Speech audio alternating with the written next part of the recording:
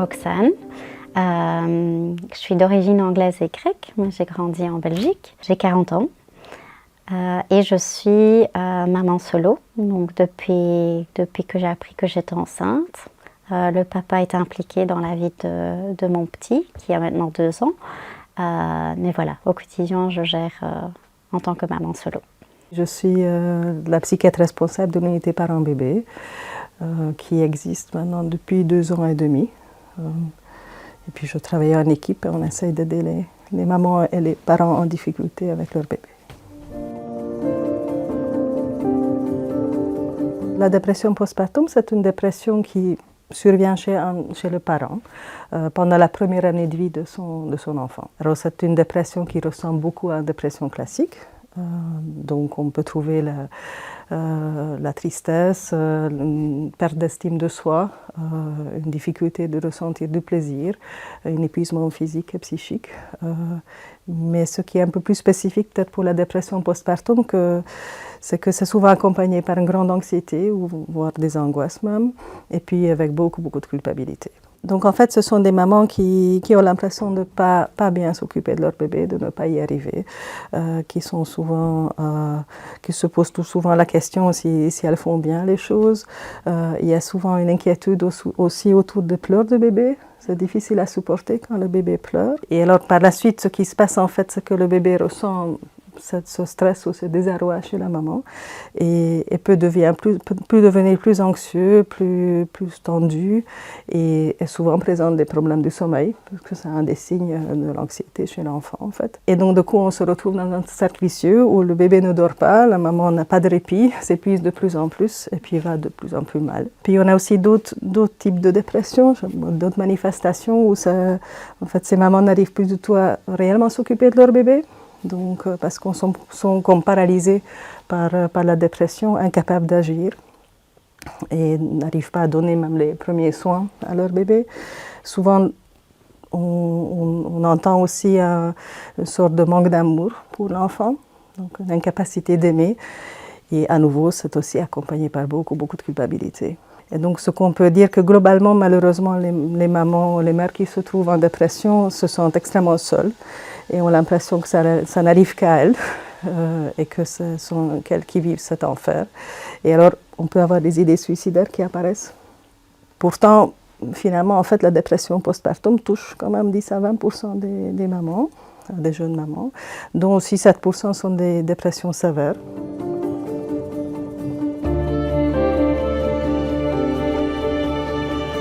Donc pourquoi arrive la dépression? Donc les causes sont multiples et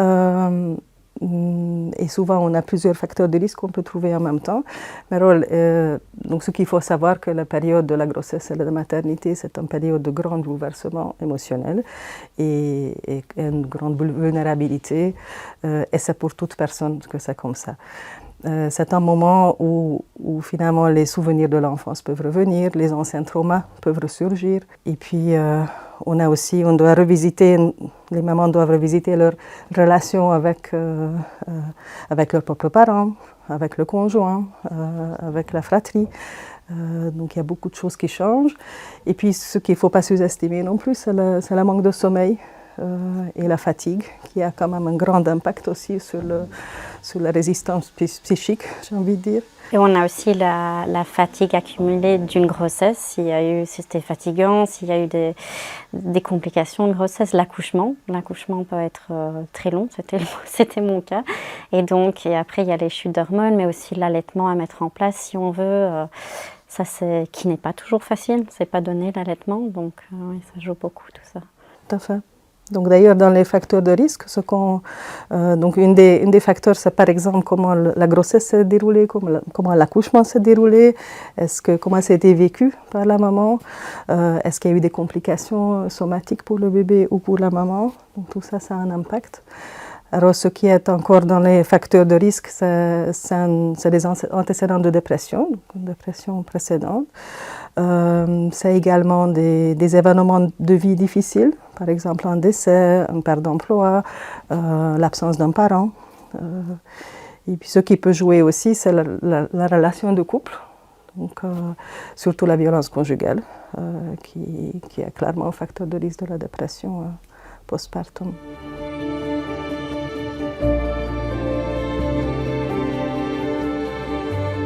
C'est très variable, mais on peut dire que globalement, malheureusement, si une femme a fait une première dépression postpartum, le risque que ça se reproduise est assez élevé, surtout si la maman n'a pas été prise en charge. Donc si elle a reçu de l'aide adéquate, à ce moment-là, il y a quand même plus de chances de pouvoir l'éviter, on se prépare mieux, on se prépare autrement. Sinon, effectivement, ce n'est pas en règle, donc il n'y a pas nécessairement à chaque accouchement une dépression postpartum.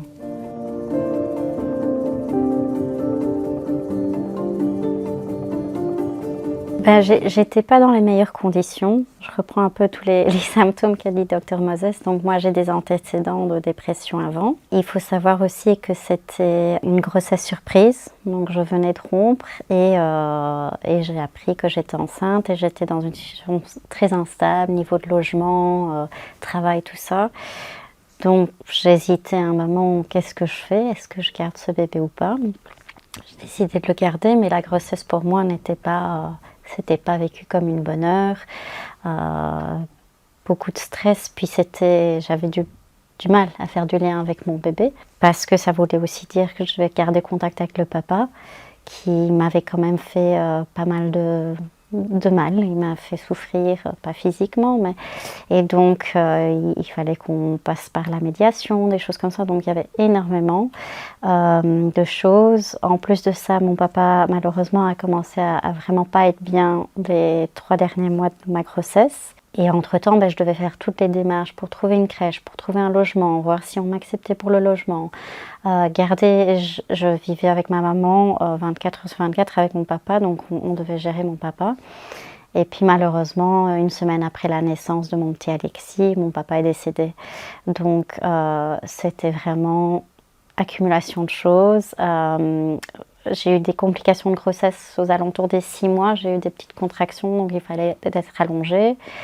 Et mon accouchement a duré 26 heures. Donc j'étais fort fatiguée. Le petit est sorti par ventouse, puis il a eu un problème respiratoire, donc c'était en néonate. Et après ça, j'avais toute la fatigue accumulée. Heureusement, j'avais un bébé qui dormait plus ou moins bien. Il se réveillait tous les 3 heures. Mais l'allaitement était très dur à mettre en place. Et donc pendant 2 mois, ça me faisait très mal. Le petit ne buvait pas bien. Puis j'ai été voir une pédiatre qui était très pro-allaitement. Et j'ai essayé de demander, est-ce que je ne peux pas faire moitié allaitement, moitié complément? Elle a dit non, il faut le mettre constamment sur le sein. Et c'était la goutte d'eau qui a fait déborder la vase. Là, j'ai craqué, j'en pouvais plus.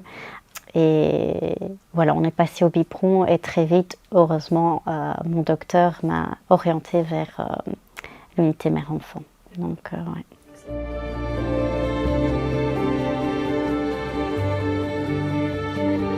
En partie, il y a un moyen de se préparer. Alors, je ne suis pas sûre que même en préparant, on puisse vraiment éviter tout. Hein, comme on entend l'histoire de Roxane, on ne peut pas tout prévoir. Hein, donc ça c'est compliqué.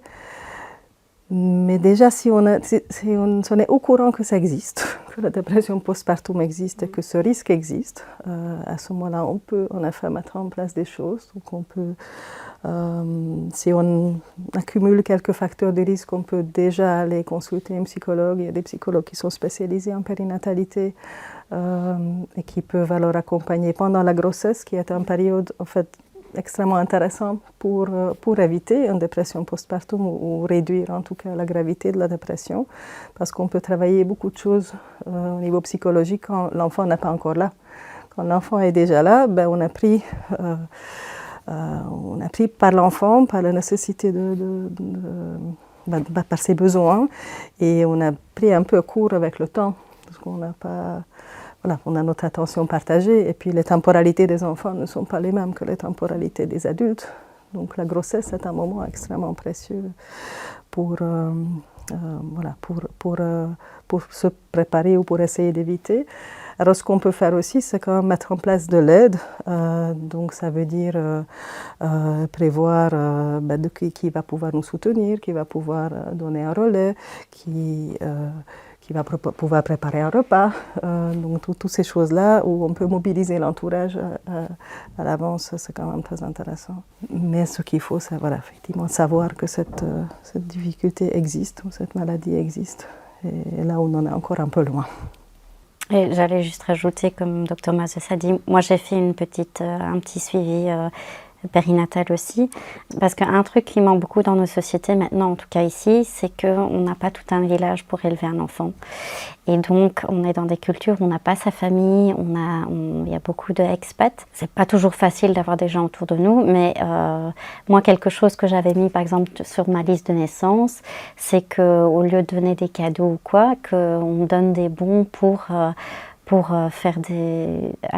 commander des plats emportés. Puis il y avait effectivement, il y a un système, c'est assez bon à savoir pour Bruxelles et pour le Brabant Wallon, ça s'appelle les Super Mamas du Brabant Wallon et les Super Mamas de Bruxelles, je pense. En fait, c'est des bénévoles, mamans justement, qui on dit quand on va accoucher, on prévoit on leur prévient quand on a accouché, et après ça, ils peuvent venir nous donner des repas déjà faits, et il n'y a rien à donner au retour. Si dans le futur, nous, on aimerait bien faire le même geste, mais c'est pas mal parce que alors, voilà, quand on n'a pas de famille ou quoi, bah, ça prévoit des repas. Je dirais même, ça peut être sympa de demander à son entourage ou même à Super Maman, si c'est possible, de faire ça juste avant la naissance, quitte à le mettre dans le congélateur. Comme ça, on est prêt, on n'est pas pris au dépourvu et ne doit pas faire des démarches en plus quand on vient d'accoucher.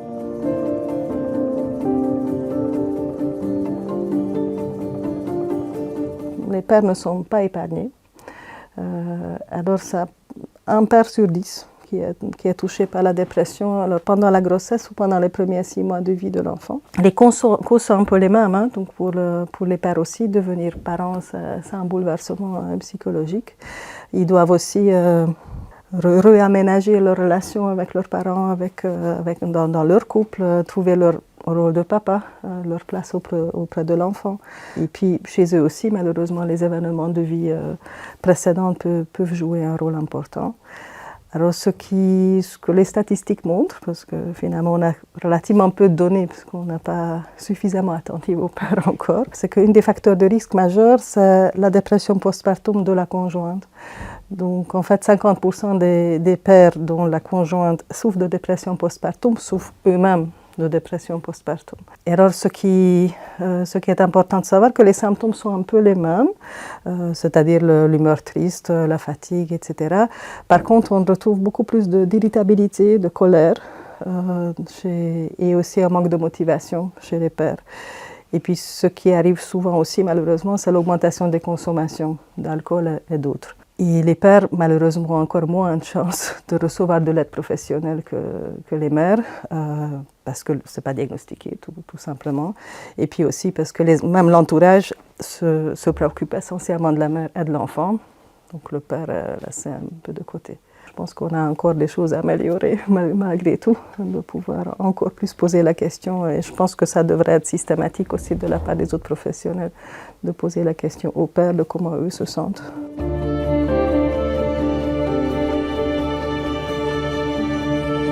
Je pense qu'une première chose, c'est de ne pas banaliser. Parce que malheureusement, ce qui se passe souvent, c'est que l'entourage dit de toute façon, ça être mère, hein, c'est à quoi tu t'attendais. Il ne faut pas se plaindre, tout le monde passe par là. Voilà, il faut penser à ton bébé, des choses comme ça. Et donc ça c'est quand même plutôt culpabilisant. Donc c'est très important pour ces mères et ces parents d'être reconnus dans leur souffrance. Et comme finalement, les mères sont déjà culpabilisées, se sentent déjà honteuses, ont déjà l'impression de tout mal faire. Donc c'est vraiment important de les soutenir. Parce qu'en fait, on pense que devenir parent, ça va de soi. Mais en fait, ça ne va pas de soi. C'est un processus long, difficile, et ce n'est pas inné. Donc on n'est pas bon parent ou mauvais parent. On a besoin de temps. Donc ce que ces mamans ont besoin, c'est de soutien, c'est de l'écoute et c'est de relais bienveillants. Alors ce relais, ça va être variable pour tout le monde. Donc comme disait Roxane, pour certaines personnes, ça va être préparer le repas. Pour d'autres personnes, ça va être plutôt ne pas les laisser seules. Pour d'autres encore, c'est prendre le bébé pendant quelques heures pour que la maman puisse souffler. Donc voilà, donc je pense que ça c'est vraiment le rôle de l'entourage. Alors ce qui me paraît important encore, c'est que l'entourage puisse aider la maman à recevoir de l'aide professionnelle aussi. Parce que c'est quand même une maladie, donc la dépression postpartum c'est une maladie. La bonne nouvelle que ça se soigne, mais donc l'entourage peut aussi accompagner le parent vers de l'aide professionnelle. C'est ma maman qui m'a poussée à dire « Ok, non, là on va aller chez le docteur ». Et le docteur était vraiment très bien parce qu'elle a tout fait. Elle a contacté les différentes unités mère-enfant pour voir où je pouvais aller. Et elle m'a trouvé une place au plus vite. Et moi, je ne me suis pas posé de questions. J'ai dit oui parce qu'en fait, ma mère était en deuil. J'avais pas vraiment d'autres membres de la famille qui pouvaient m'aider. Donc voilà, moi j'étais là, je passais des week-ends avec elle. J'étais nouvelle mère, mais j'avais le deuil de mon papa, j'avais le deuil de ma mère qui aussi, elle a contracté une maladie qui a fait qu'elle est en douleur. Donc c'était pas possible. Et donc voilà, ici c'était en venant ici, c'était ma bouée de secours.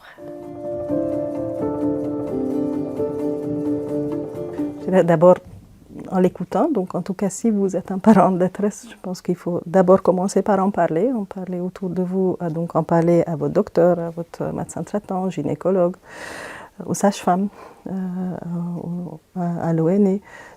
Et alors, ils peuvent alors vous conseiller, ou bien ce qui est possible aussi, comme je l'ai dit, c'est de prendre contact avec un psychologue qui est spécialisé dans ce domaine.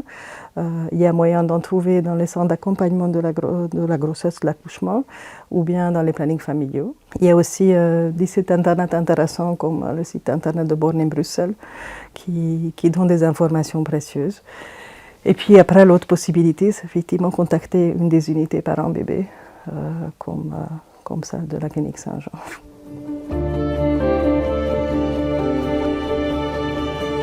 Donc ici, c'est une unité d'hospitalisation jour-nuit. On accueille le parent en souffrance avec son bébé. Donc on accueille des mamans en dépression, mais aussi des mamans qui sont dans une souffrance psychique autour de la naissance de leur enfant de manière un peu plus large. Puis on peut aussi aider les mamans dont la maladie psychiatrique s'est aggravée suite à la naissance, ou bien des mamans extrêmement isolées suite à un parcours de vie compliqué. Ce qu'on fait, c'est donc on accompagne la maman par rapport les mères par rapport à leurs difficultés psychologiques, psychiatriques. On veille sur le lien qui est entre la mère et l'enfant, et on fait ça en proposant des entretiens ou une prise en charge, un accompagnement psychiatrique, psychologique, et on propose aussi des ateliers thérapeutiques qui sont là pour soutenir la mère et la relation mère-bébé. Ça dépend vraiment d'une situation à l'autre, donc il n'y a pas d'obligation de médication. Alors dans certaines situations, c'est vraiment intéressant et ça peut permettre d'aller mieux beaucoup plus vite. Dans d'autres situations, on ne va pas nécessairement donner de médicaments ou juste pendant une petite période. Et puis, c'est surtout les entretiens et en fait la prise en charge globale. Donc, je pense que ce qui est intéressant dans l'unité, qu'il y a des entretiens individuels, il y a des entretiens avec la diade, donc le mère-bébé ensemble, où on peut observer ensemble le bébé et ça permet aussi de mieux comprendre pas mal de choses et aussi ça peut permettre à la maman de parler de sa propre souffrance. Et puis les ateliers qui sont des ateliers souvent en groupe, donc ce sont des ateliers ou pour la maman ou pour maman-bébé et la prise en charge en groupe, ça permet de se sentir un peu moins seul et donc du coup avoir plus de courage ou plus d'énergie. Et puis ce qu'on fait aussi, on accueille les papas, donc les pères ou l'entourage plus large quand ça peut être utile. On essaye aussi de préparer la suite, donc ça c'est vraiment très important, c'est qu'une hospitalisation c'est un temps, mais après il y a besoin de mettre en place des choses pour continuer à être soutenu. Parce que être parent, c'est pour longtemps.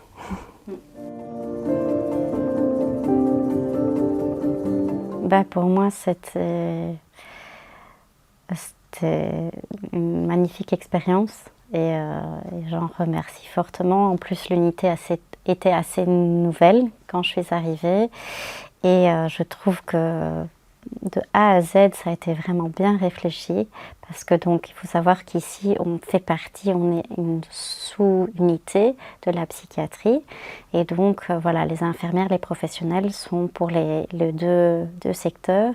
Mais l'avantage de ça, c'est par exemple, il y avait aussi des activités proposées juste pour les parents avec qui on pouvait aller alors du coup avec l'autre unité faire du sport ou voilà, avoir des moments pour nous. Et en fait, ce qu'ils mettent vraiment en avant ici, en tout cas, c'est pour que bébé et parents puissent aller mieux, il faut d'abord prendre soin de maman et qu'elle puisse dormir, ou papa, et qu'ils puissent vraiment se ressourcer et reprendre l'énergie. Et donc ici, ce qui est intéressant, c'est qu'ils ont une nurserie pour les bébés. C'est pas du tout obligé, mais si en tant que parent on se dit c'est mieux de mettre mon bébé en nurserie, j'ai vraiment besoin de dormir, c'était mon cas, on peut faire ça et justement les infirmières prennent soin pendant la nuit.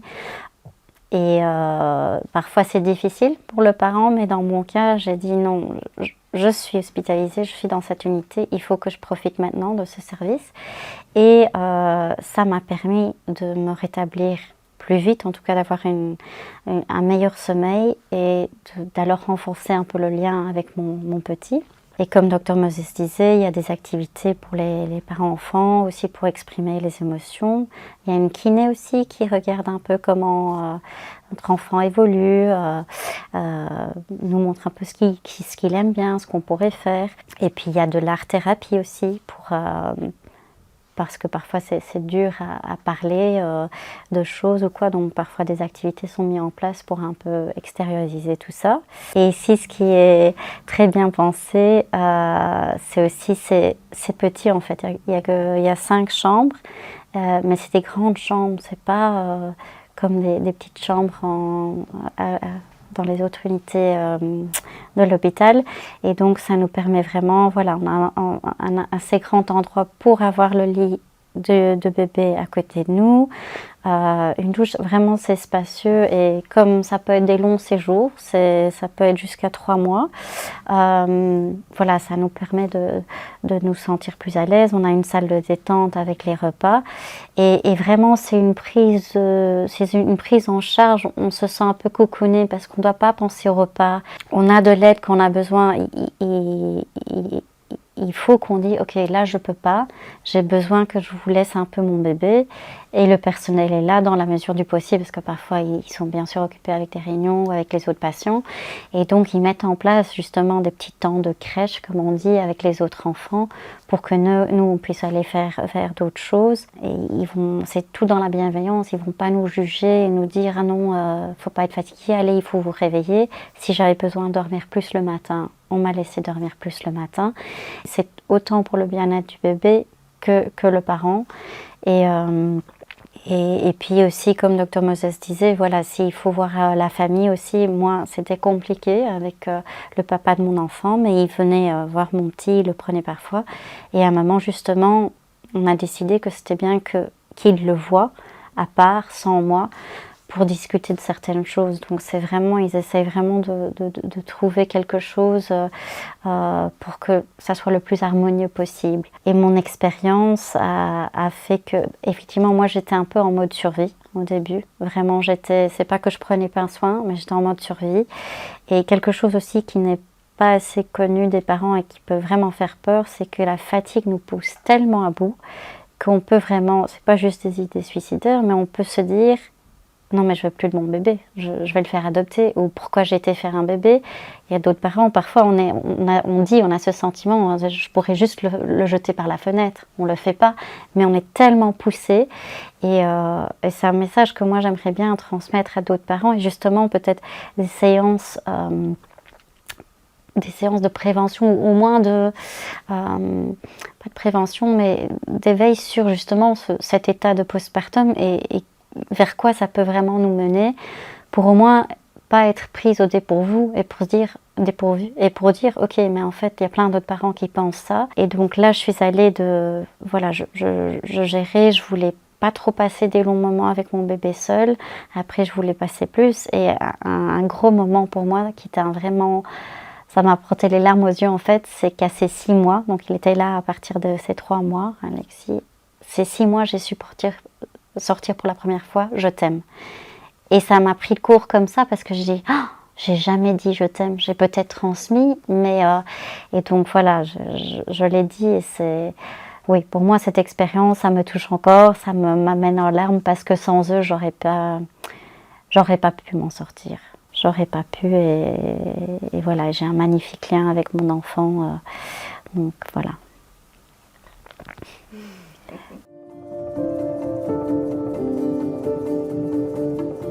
Retourner chez moi était très compliqué. Très vite, ce qui est bien, c'est que donc, la TMS, c'est la personne de l'ENA en fait, qui nous travailleuse médico-sociale, qui peut nous suivre, qui est là si on a besoin d'aide. Donc ça aussi, ça peut être une piste justement en fait pour les mamans quand elles ont accouché. Pas hésiter à contacter la TMS ou la sage-femme, mais elle m'a direct mis en contact avec le CPS. Ils m'ont proposé une aide familiale pour m'aider quelques heures et des repas à domicile. Et donc, comme j'étais dans le cas d'une dépression, je pense que dans ce cas-là, on peut être soutenu. Donc ça, c'est une bonne piste. D'ailleurs, j'en ai parlé avec Dr Moses parce qu'elle n'était pas au courant. Et j'ai dit parce que voilà, le retour, ça peut être dur parce qu'on retourne de quelque part où on a les repas, on est entouré quand on a besoin. Donc, et poum, on se retrouve chez soi. Dans mon cas, c'était vraiment toute seule, les repas à gérer, le linge, le ménage, le ceci. Et donc voilà, ça peut être une autre piste pour les mamans. Et autre chose auquel j'ai pensé, je ne sais pas si vous appuyez là-dessus ou pas, c'est connu les doulas maintenant un peu. En fait, c'est des personnes qui aident justement, ça peut être dans le prénatal et postnatal, mais à savoir c'est du privé et c'est pas reconnu par la mutuelle, mais c'est vraiment des personnes qui accompagnent la maman et en postnatal, elles peuvent justement venir parler avec la maman quelques heures ou préparer un repas ou prendre soin un peu de bébé le temps que maman se repose. Et donc ça c'est voilà, c'est un petit budget, mais ça peut être aussi une façon, parce que malheureusement les aides familiales au CPS, on ne peut pas nécessairement l'avoir en fait. C'est ça ce qui est compliqué, donc voilà, et il y a des doulas qui font même des accouchements, des mamans, tout ça, ceux qui veulent vraiment quelque chose de naturel, fait à la maison, tout ça. Ça peut être des sages-femmes, mais ça peut être des doulas. Voilà, c'est une autre piste.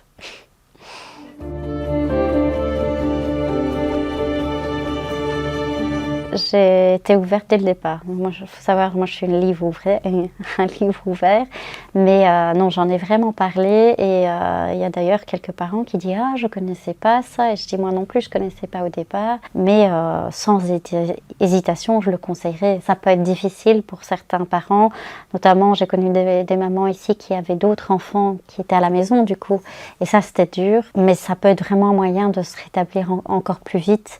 Et c'est au bénéfice des enfants parce que plutôt que rester à la maison et qu'on n'est vraiment pas bien et que notre plus grand nous voit comme ça, voilà, oui, c'est un moment de séparation, mais c'est pour un bien après en fait. Et donc voilà, je parle ouvertement de ça et que je trouve que c'est quelque chose de très bien et qu'il ne faut pas, beaucoup de gens disent « Oh, vous êtes hospitalisé, c'est pas normal », que c'est un peu mal vu comme ça. Mais que justement, ça peut vraiment nous donner ce qu'on a besoin, ce qu'on ne trouve pas à l'extérieur. Donc, ouais.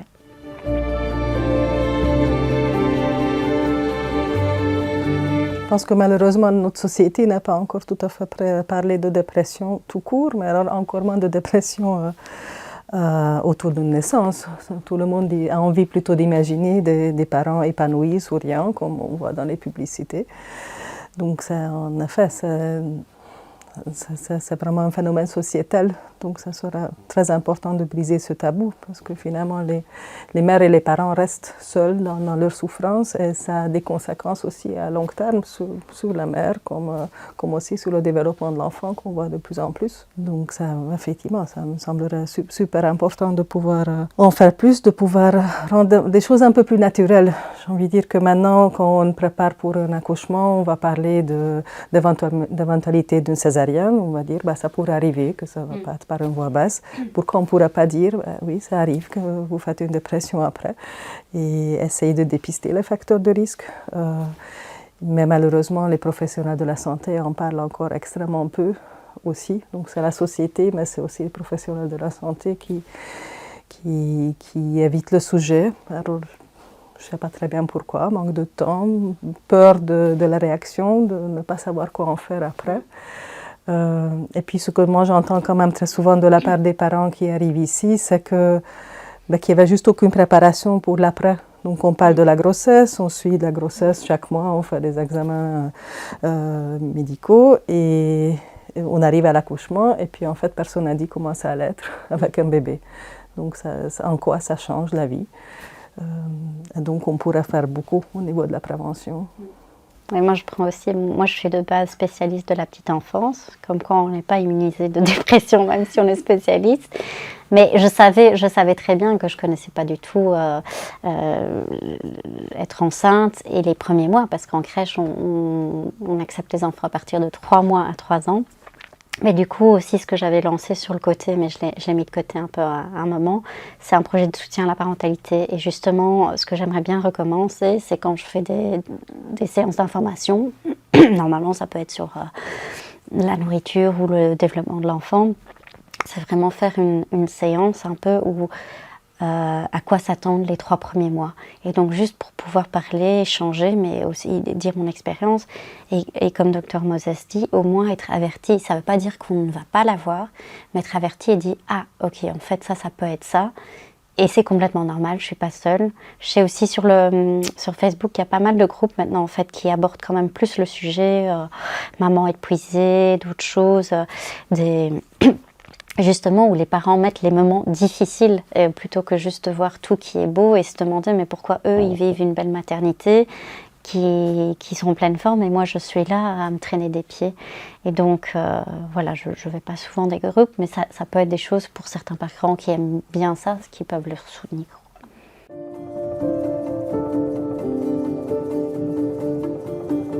Aujourd'hui je vais bien. J'ai repris le travail en septembre l'année passée.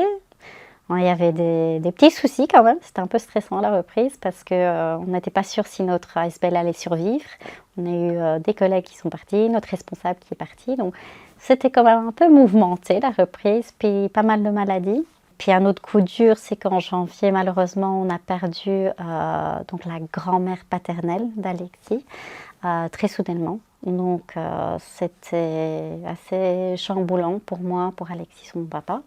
Donc voilà, mais tout ça pour dire, il y a eu un moment où j'en pouvais plus. J'en pouvais plus et je me sentais très fatiguée et je suis allée chez ma psychologue qui m'a conseillé de m'arrêter, de me mettre en maladie. Et mon docteur aussi. Et dans un premier temps, j'avais vraiment peur. Je me suis dit, j'arrête, je retombe en dépression. Et on a eu pas mal de dépression avant la dépression postpartum. C'est ce qui m'est arrivé parfois, c'est dès que j'arrête, ben, tout explose. Mais j'ai réfléchi et j'ai dit non, c'est de manière préventive. Et effectivement, ça m'a pris 1 semaine, juste de repos. Et je suis repartie en pleine forme, pleine énergie. Même ma coordinatrice a dit ah, mais c'est génial parce qu'elle a une petite peur pour moi. Donc, et ça pour moi c'était quelque chose de très positif parce que ça veut dire que dans le futur, oui ça va sûrement m'arriver encore, j'ai une sensibilité à ça, mais que si on prend à temps, je peux juste être un peu en maladie, que ça soit 1 ou 2 semaines et que je ne vais pas jusqu'au bout, je veux dire dans le sens que je vais jusqu'au fond et que là je tombe vraiment dans une dépression. Et ça c'était quelque chose de vraiment rassurant parce que j'avais vraiment peur d'en rechuter. Mais voilà, je l'accepte et mon entourage est au courant, même ma coordinatrice, elle dit voilà, tu as une sensibilité à ça, on sait. Et donc si c'est que tous les quelques mois tu dois prendre 1 semaine, mais je préfère être absente 1 semaine que 3 mois et même passer par des dépressions, c'est très lourd, c'est lourd physiquement, j'ai eu des effets, des symptômes, c'est lourd physiquement, moralement et chaque fois se reconstruire après, ça c'est pas évident. Donc voilà, je vais bien, mon petit loup va très bien, voilà.